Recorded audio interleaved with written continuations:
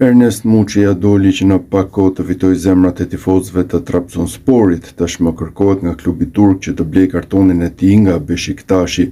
Beşiktashi dhe Trabzonspori kanë një luftë në distancë. Presidenti i Trabzonsporit Ertugrul Dogan deklaronte më parë, nëse trajneri e dëshiron Muçin do të nënshkruajë me të. Tarifa transferimit është 5.5 deri në 6 milion euro.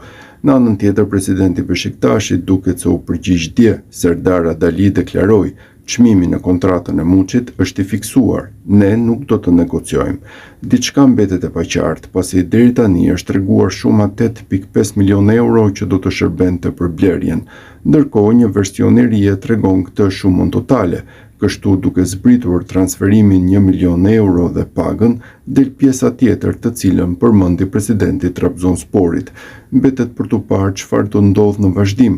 Fakti është se te Beşiktashi nuk shfaqen të gatshëm për të negociuar, pasi vetë shpenzuan 10 milion euro te Legia Varshavës për Muçin.